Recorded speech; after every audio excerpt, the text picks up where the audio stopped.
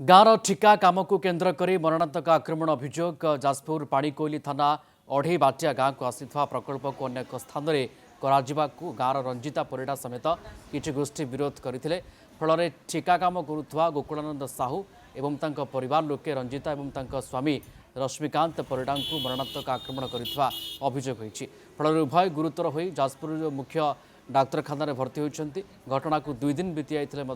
Police अभियुक्त को धरने को उद्यम करुवा अभियोग होइछि।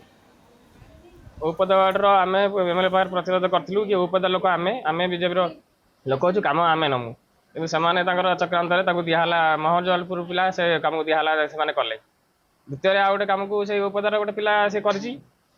जगह कम जो हवा कथा न हो कि आ गए जगह हूँ जनक पर्सनाल जगह पर्यंत जाऊँगी मारे गोकुला चंद्र साहू आ लोकनाथ साहू एमएलए इशारे हज लगुच क्या एमएलए कथा बारंबार कहते एमएलए कम को बंद करूँ ऐसा करूँ या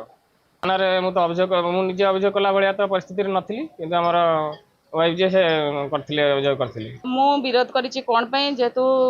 आईन उल्लंघन होइके काम करा जाउछि जहा हमर एमएलए देइचंती काम ता हो नै अलगा होउछि मु एमएलए ऑफिस की ए विषय रे जणैछि जणैला परे मते परामर्श हेइथिला कि तमे जेई को को जेई को मध्य मु कहिछि एमिति आगुरु थरे गोटे काम औपदा वार्डर अंगनवाड़ी काम मध्य होउतला सेमति आईन उल्लंघन काम करा जाइथिला मु जेई को कहिथिले जेई ए कथा को मानिले नै से काम कार्यकारी पर्यंत होइछि